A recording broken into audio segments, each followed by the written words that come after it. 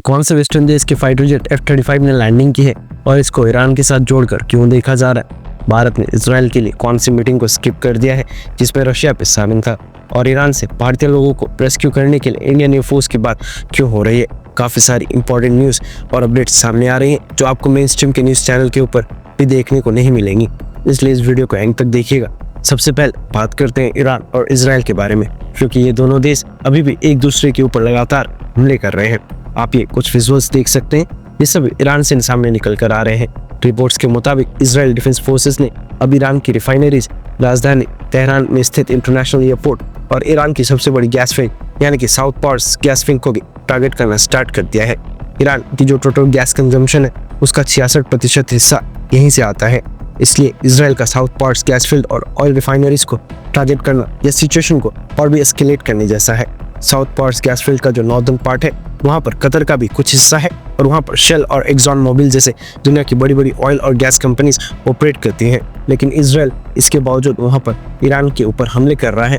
और इसके साथ ही नोट करने वाली बात यह है कि डोनाल्ड ट्रंप एडमिनिस्ट्रेशन इस बार थोड़ा सा कंफ्यूज नजर आ रहा है, या फिर ये कह सकते हैं कि जैसे डोनाल्ड ट्रंप भारत को धोखा दे रहा है वैसे कुछ इसराइल के साथ भी कर रहे हैं। दरअसल पिछले साल सितंबर एंडिंग में, उस समय जब ईरान और इसराइल के बीच इसी तरह से बैलिस्टिक मिसाइल अटैक हुए थे तो उस समय अमेरिका तुरंत ही इसराइल की सपोर्ट में आ गया था। ईरान की बैलिस्टिक मिसाइल्स को रोकने में इसराइल की काफी मदद की थी, लेकिन इस बार अमेरिका ने 3 दिन वेट किया। काफी सारी बैलिस्टिक मिसाइल्स इसराइल के सिविलियन एरिया में जाकर वहां पर गिरे, काफी सारी सिविलियन कैजुअलिटीज हो गए और काफी सारे लोग घायल भी हो गए। और एंड मोमेंट के ऊपर जब इसराइल की गवर्नमेंट ने पब्लिकली अमेरिका से कहा वो उनकी मदद करे, उसके बाद अब जाकर फाइनली अमेरिका इसराइल के डिफेंस में आ गया है। ये कुछ विजुअल्स इसराइल के सामने निकल कर आ रहे हैं जहाँ पर ईरान की मिसाइल्स हिट हुई हैं।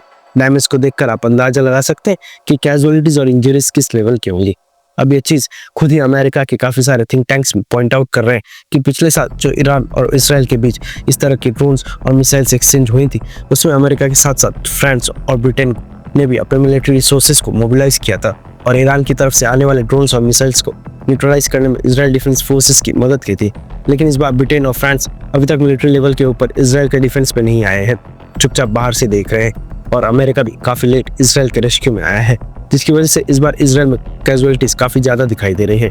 अगर ब्रिटेन, अमेरिका और फ्रांस ये तीनों देश समय के ऊपर इसराइल के सपोर्ट में आ जाते हैं तो आज इसराइल का इतना लॉस नहीं होता। इसके साथ ही एक बात ये भी नोट करने वाली है कि इसराइल के आयरन डोम डिफेंस सिस्टम की काफी तारीफ होती है, लेकिन उसकी भी अब काफी लिमिटेशंस सामने निकल कर आ रही हैं। वहीं पर अगर हम इंडिया पाकिस्तान के रिसेंट कॉन्फ्लिक्ट के ऊपर नजर डालें तो भारत ने अपने आप को पाकिस्तान के ड्रोन्स और मिसाइल अटैक्स से सक्सेसफुली डिफेंड किया था। नेक्स्ट अपडेट आ रही है एक F-35 स्टेल्थ फाइटर जेट के बारे में, जिसने भारत में इमरजेंसी लैंडिंग की है। ये जो पिक्चर आप देख रहे हैं ये इस समय भारत के डिफेंस सर्कल में काफी वायरल हो रही है। दरअसल ये वीडियो रिकॉर्ड करते समय ये डेवलपिंग स्टोरी थी, लेकिन न्यूज़ निकल कर आ रही है कि लॉकहीड मार्टिन कंपनी के एक F-35 स्टेल्थ फाइटर जेट ने केरला के तिरुवनंतपुरम इंटरनेशनल एयरपोर्ट के ऊपर इमरजेंसी लैंडिंग की है। रिपोर्ट्स के मुताबिक F-35 स्टेल्थ फाइटर जेट में फ्यूल कम हो गया था, इसलिए ये इमरजेंसी में यहाँ पर लैंड हुआ है। अब मैं ये कंफर्मेशन के साथ नहीं बोल रहा हूँ, लेकिन ऐसी कंस्पिरेसी स्टोरीज ऑनलाइन चल रही है कि F-35 jet Israel defence forces की है जो ईरान के ऊपर हमला करने के लिए भेजे जा रहे हैं, लेकिन टेक्निकल मालफंक्शन के कारण इसको पास के फ्रेंडली नेशन भारत में इमरजेंसी लैंडिंग करनी पड़ी। अब पॉसिबिलिटी है कि ये F-35 fighter jet Israel defence forces का भी हो सकता है। लेकिन इंडियन ओशन रीजन अमेरिका और ब्रिटेन के भी काफ़ी सारे एयर बेसेस हैं और इन दोनों देशों के भी एयरक्राफ्ट कैरियर्स इंडियन ओशन के रीजन घूमते हैं। अभी F-35 स्टेल्थ फाइटर जेट इनका भी हो सकता है। अगर मैं ये क्लियर कर दूं कि ये वीडियो रिकॉर्ड करते समय ये डेवलपिंग स्टोरी थी, इसलिए अगर आपको कुछ कंफर्म पता चलता है तो नीचे कमेंट कर सकते हैं। बाकी जब भारत सरकार या फिर इंडियन फोर्स के तरफ से इसके ऊपर कोई स्टेटमेंट आएगी तो हम आपको कंफर्म कर देंगे। नेक्स्ट अपडेट आ रही है भारत और शंघाई कोऑपरेशन ऑर्गेनाइजेशन यानी कि SCO को लेकर, और इसमें भी इसराइल की एंगल है।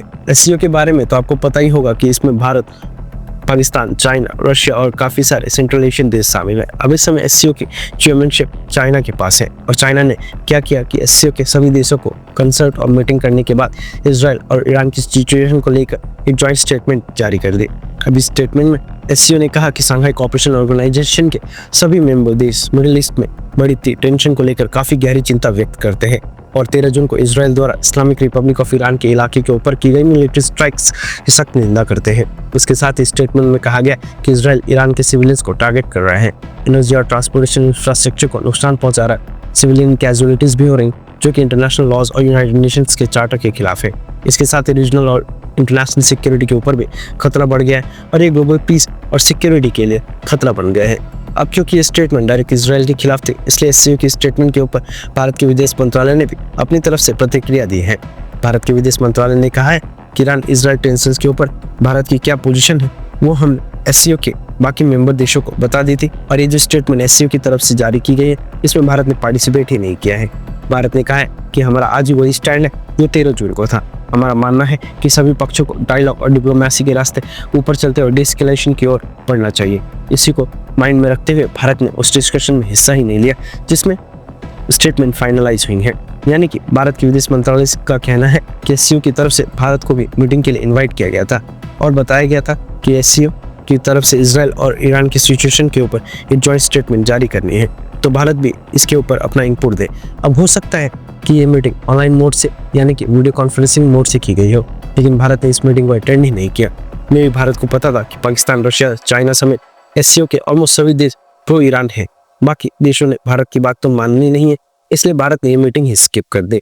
अब भारत ने ये मीटिंग को अटेंड ही नहीं किया, लेकिन इसके साथ ही भारत ने ये बताया दिया कि हम इस एससीओ स्टेटमेंट के साथ बिल्कुल भी नहीं है और ये हमारे विचार भी नहीं है। भारत इजराइल के अगेंस्ट इतने सख्त भाषा का इस्तेमाल ही नहीं करेगा और न इस भाषा को सपोर्ट करता है, इसलिए भारत की तरफ से ये क्लियरेंस आई है। नेक्स्ट अपडेट आ रही है पाकिस्तान और अमेरिका को लेकर। दरअसल आज 15 जून है और पिछले कल अमेरिका ने अपना 250वां आर्मी डे सेलिब्रेट किया था। न्यूज आ रही है कि पाकिस्तान के army chief field marshal Asim Munir को अमेरिका में इन्वाइट ही नहीं किया गया था। पाकिस्तान और भारत के न्यूज़ चैनल्स ने फेक न्यूज़ और प्रोपेगेंडा फैलाने की कोशिश की थी, या फिर ये भी कह सकते हैं कि भारत की नाराज़गी के बाद अमेरिका ने प्लान ड्रॉप कर दिया था, क्योंकि इन मोमेंट तक अमेरिका ने भी ये कंफर्म करके नहीं बताया था कि उन्होंने आसिम मुनीर को इन्वाइट किया है या फिर नहीं। वैसे रीज़न जो भी हो, लेकिन इंपॉर्टेंट बात यह है कि जनरल आसिम मुनीर अमेरिका के 250वें आर्मी डे के ऊपर चीफ गेस्ट नहीं थे। नेक्स्ट अपडेट आ रही है ईरान में फंसे भारतीय स्टूडेंट्स को लेकर। आपको याद होगा कि पिछले कल मैंने आपको बताया था कि ईरान में भारत के हजारों स्टूडेंट्स फंसे हुए हैं। अब क्योंकि इजराइल ने ईरान के इंटरनेशनल एयरपोर्ट के ऊपर भी हमला कर दिया है और इस समय ईरान सभी डोमेस्टिक और इंटरनेशनल फ्लाइट्स पूरी तरह से बंद हो गई हैं, इसलिए भारत के स्टूडेंट्स जो भी ईरान में प्रेजेंट हैं वो वहाँ पर पैनिक कर रहे हैं और भारत सरकार से रिक्वेस्ट कर रहे हैं कि उनको जल्दी से रेस्क्यू किया जाए। और जैसे यूक्रेन से भारतीय स्टूडेंट्स को निकाला गया था, वैसे ही कुछ ईरान से भी इवैक्यूएशन प्रोसेस चलाए जाए। अब स्टूडेंट्स को मिलाकर भारत के तकरीबन 4000 लोग इस समय ईरान के अंदर प्रेजेंट हैं। इसमें से 1595 स्टूडेंट्स तो तेहरान यूनिवर्सिटी में ही फंसे हुए हैं। अब इस सिचुएशन के बाद भारत के मशहूर पॉलिटिकल लीडर असदुद्दीन ओवैसी ने इन सब स्टूडेंट्स के लिए आवाज़ उठाते हुए मोदी सरकार के सामने एक डिमांड रखी है। ओवैसी ने भारत सरकार और विदेश मंत्रालय से रिक्वेस्ट की है कि ये सब भारत के लोग हैं और ईरान के साथ इराक में भी सिचुएशन काफ़ी खराब है और वहाँ भी भारत के 183 पिलग्रिम्स फंसे हुए हैं। इन सबको भारत सरकार इवैक्यूएट करके सेफली भारत लाए। ओवैसी ने कहा है कि इन सबको अर्जेंट इवैक्यूएशन की नीड है, इसलिए भारत सरकार तुरंत कुछ करे। अब मसला ये है कि ईरान और इराक दोनों कंट्रीज की स्पेस इस समय सिविलियन एयरक्राफ्ट के लिए क्लोज्ड है, इसलिए दो ही ऑप्शन बचते हैं, या तो इंडियन एयरफोर्स के विमान को भेजना पड़ेगा या फिर नेबरिंग कंट्री में बाय रोड ले जाकर वहां से एयरलिफ्ट करना पड़ेगा। लेकिन ईरान, इजराइल और ईरान की सिचुएशन देखकर तो इंडियन एयरफोर्स के एयरक्राफ्ट को भेजना ये काफ़ी रिस्की प्रोसेस लग रहा है।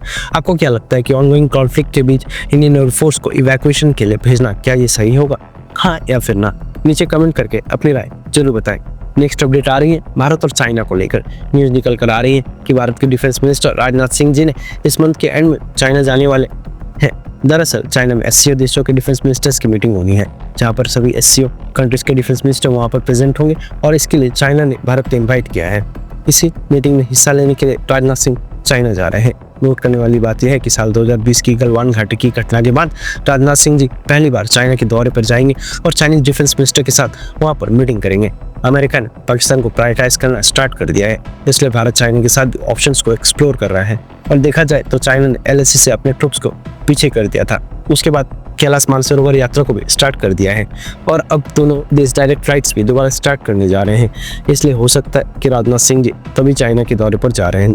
हर 24 घंटे के अंदर जियोपॉलिटिक्स में बड़े फेर बदलाव और उलटफेर हो रहे हैं और भारत के लिए नए चैलेंजेस आ रहे हैं। कोई देश अपने फैसले से पलट रहा है तो कोई देश ब्लैकमेलिंग पर उतर रहे हैं। सभी देश एक दूसरे देश को नीचे लगाने की कोशिश कर रहे हैं। इन सब के बीच हमारा भारत सबसे आगे है।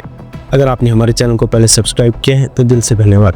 फिर मिलेंगे ऐसे एक नई वीडियो के साथ, तब तक के लिए जय हिंद, जय भारत।